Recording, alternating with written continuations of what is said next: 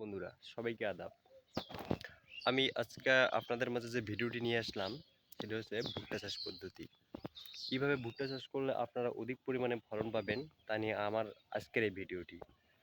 তা ভিডিওটি শুরু করার আগে আপনাদের বলে রাখি, যারা আমার চ্যানেলে নতুন তারা অবশ্যই চ্যানেলটি সাবস্ক্রাইব ও লাইক করে যাবেন। তো বন্ধুরা, কিভাবে ভুট্টা চাষ করলে আপনারা অধিক পরিমাণে ফলন পাবেন তা নিয়ে আমি আমার ভিডিওটি শুরু করলাম।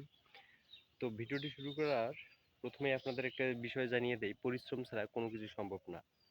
আপনি যত বেশি পরিশ্রম করবেন তত বেশি ভালো ফলন পাবেন, বা ভালো পরিশ্রম করলে আপনি যে কোনো বিষয়ে পরিশ্রম করেন না কেন তাতে আপনার ভালো ফলাফল নিশ্চিত আসবে। তো বন্ধুরা, যাই হোক, ভিডিওটি শুরু করি।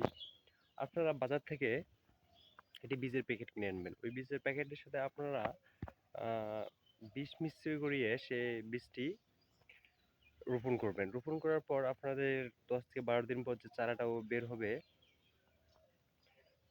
তখন আপনাদের স্প্রে করতে হবে। কীটনাশকের দোকানে গিয়ে আপনারা যখন বলবেন আমার চারা 1 থেকে 1.5 আঙ্গুল হয়েছে, এখন আমরা কি করব? তাহলে আপনাদের তখন এসে পোকার ওষুধ দিবে। ওটা স্প্রে করলে আপনাদের গাছের তেমনটা ক্ষতি হবে না। যখন আপনার গাছ একটু হাঁটুর সমান হবে তখন আপনি সেখানে মাটি কেটে দিয়ে, একটা পানি দিয়ে একটু সার দিলে আপনার গাছ তাড়াতাড়ি বড় হবে। তো বড় হওয়ার সাথে সাথে আপনাকে আবারও সেখানে স্প্রে মারতে হবে, যাতে আপনার ভুট্টা গাছে পোকা আক্রমণ করতে না পারে।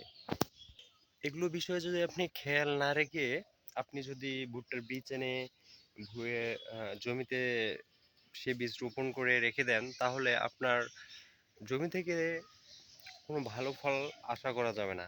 বন্ধুরা, আপনারা পরিশ্রম করেন, অবশ্যই আপনারা ভালো কিছু পাবেন। আর ভুট্টা চাষ পদ্ধতি অতটা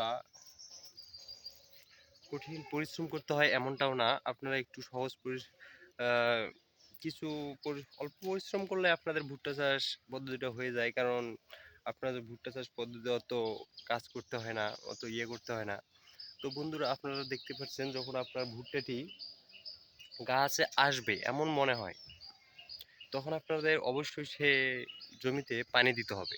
আর পানি দিয়ে সার রোপণ করলে, সার ছিটাই দিলে আপনাদের ভুট্টাটি তাড়াতাড়ি বেড়ে যাবে এবং আপনারা অধিক ভালো একটি ভুট্টা সেখান থেকে আশা করতে পারবেন।